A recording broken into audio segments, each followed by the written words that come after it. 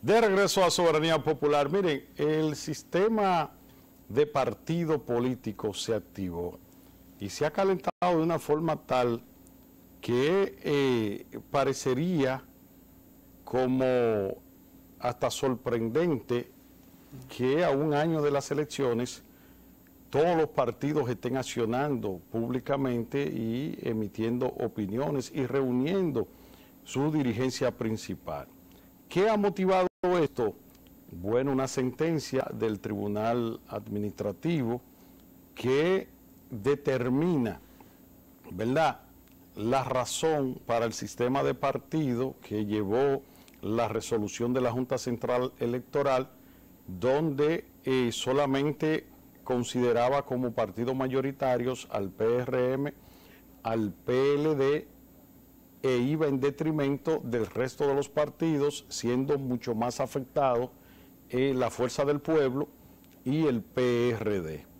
Pues una sentencia que emanó de ese tribunal considera que los términos, ¿verdad?, de medición y en los cuales se basó la Junta Central Electoral son erróneos, que efectivamente el PRD y el Fuerza del Pueblo adquieren la condición de partidos mayoritarios y los demás partidos adquieren también una mejor posición por aquello del financiamiento de ley hacia los partidos políticos. O sea, que el pastel que por lo que está planteada la discusión no es ideológica, señores, no es a nivel de participación electoral, de cómo el electorado consideró las ofertas, es de la repartición de los recursos del Estado para el financiamiento, que nosotros estamos de acuerdo con eso,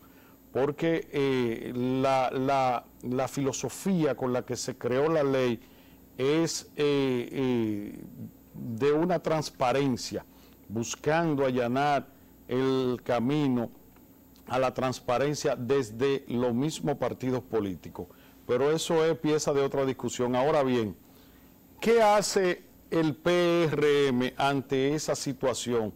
Que se queda callado en una manera estratégica y de mucha madurez política. El PRM no se ha pronunciado en ese sentido, ni a favor ni en contra. Está administrando el PRM su silencio y está a la espera de ver el desenlace para tomar una decisión conveniente ya con mucho más argumento. Ahora, ¿quién acaba de cometer un error que lo va a pagar de manera cuantiosa en cuanto a lo que son los propósitos de un partido político de llegar al poder y en cuanto a su representación electoral?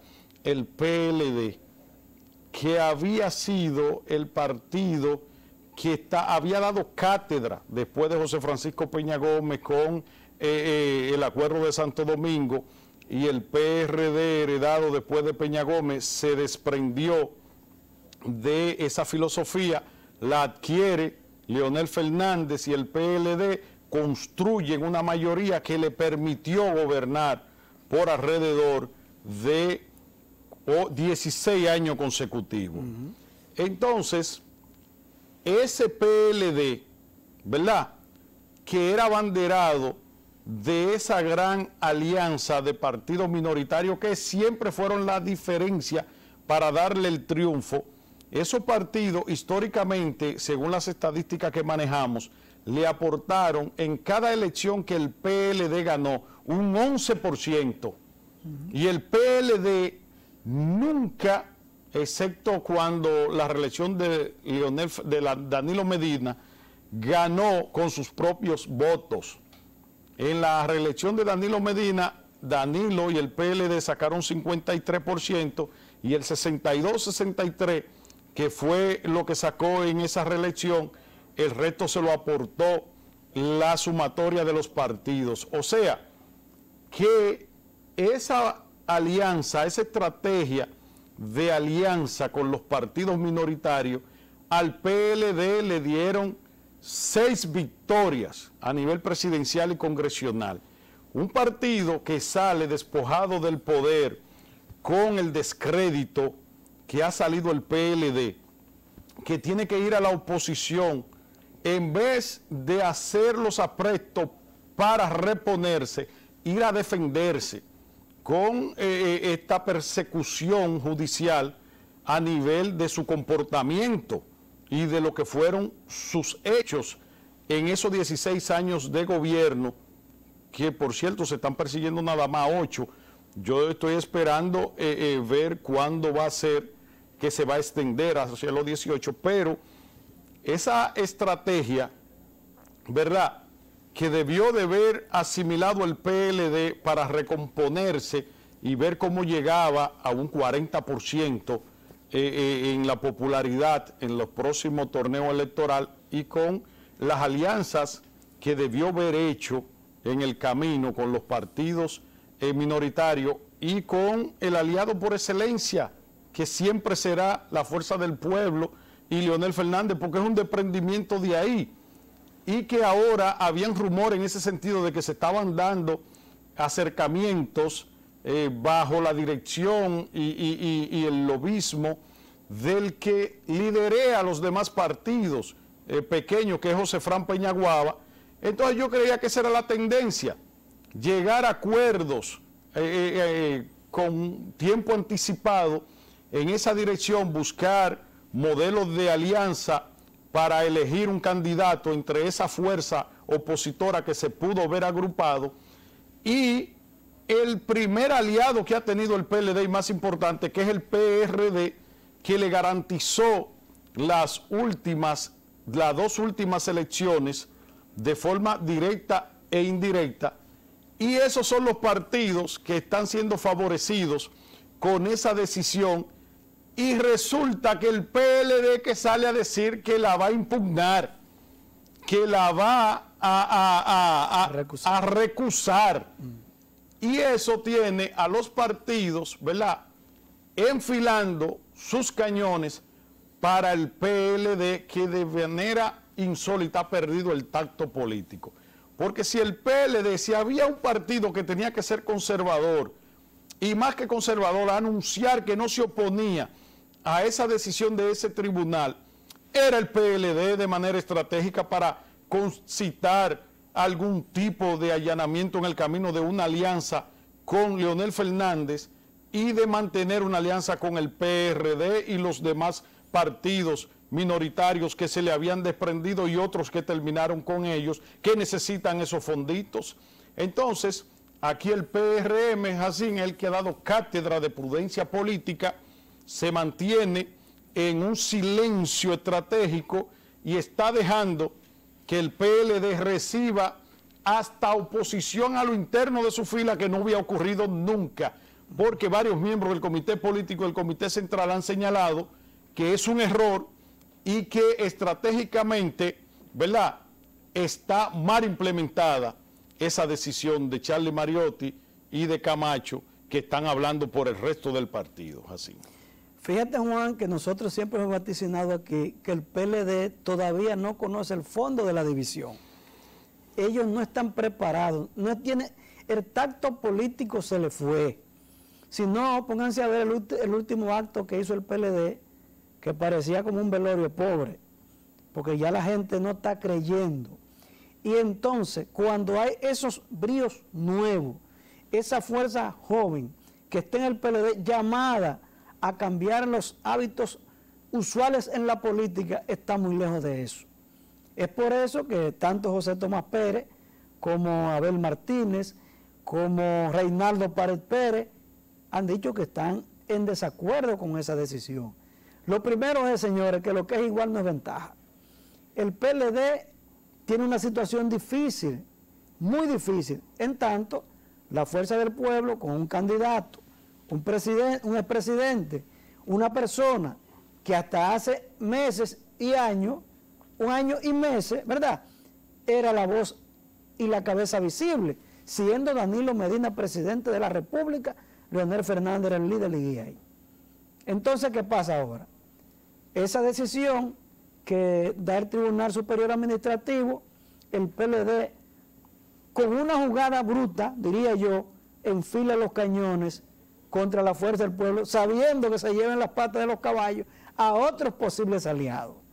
Y yo creo que fue Juan, la semana pasada, que dijimos que hay varios partidos que están buscando acercamiento al PRM. Eso lo dijimos aquí nosotros. Producto de que el PLD está como tirando patadas voladoras en un momento tan difícil. Fíjense a ver que cuando se está hablando de la protesta por el toque de queda, el PLD tiene que salir a defenderse porque eso se le puede pegar a ellos. Fácilmente. Incluso el vocero en los senadores, el señor Iván Lorenzo, que un vocero de una bancada tan importante como lo es la del PLD, tiene que tener mucho tacto al momento de tomar los turnos.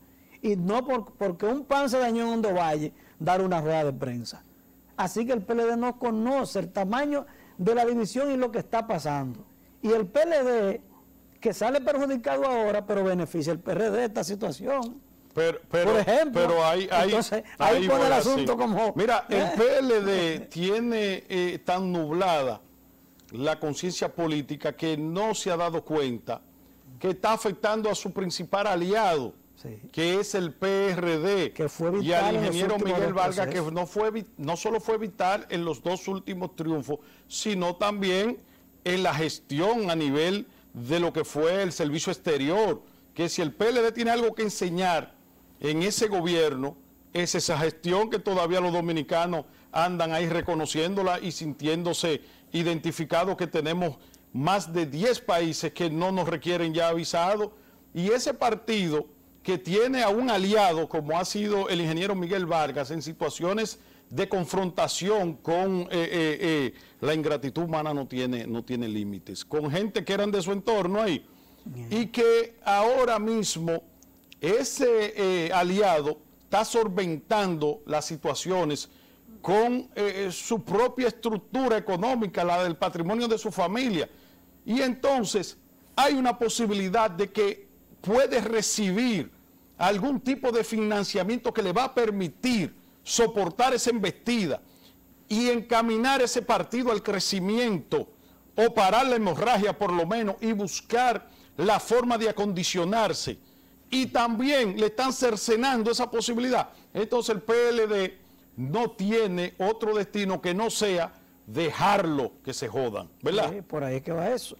Por ahí es que va eso, Juan. Vamos a una pausa entonces. Bueno, nos vamos a una pausa, Juan, sin antes decir que sí, Luis García acaba de anunciar... Usted está hablando de Luis García como que es el dirigente de Cristo Rey. No, Luis García es el presidente de Teleradio América. Bueno. Nosotros llamando a que se vacunen, ¿verdad? La tercera dosis le puso don Luis. De Pfizer. De Pfizer. O sea que eso es un mensaje claro para nosotros que estamos aquí y también ustedes que nos ven en su casa. Entonces, aquel que está ahí en el barrio ahora, en el colmadón y con un palillo en la boca, que no tiene más que el cielo de techo, si ese señor se acaba de vacunar con la tercera dosis, ¿qué espera usted? Que lo único que tiene es el día y la noche. Señores, váyanse a vacunar y dejen la mojigatería. Mojiganguería. Ahí toda la mojiganguería. Vamos a una pausa, señores. Cuando retornemos, vamos a hablar, señor, de el paladín de la justicia, Guido Gómez Mazara, que acaba de someter al doctor Julio Curi a ser investigado por el PECA con relación a unos honorarios que cobró en la Cámara de Cuentas, ¿verdad? Volvemos en breve, señores. Nosotros somos Soberanía Popular.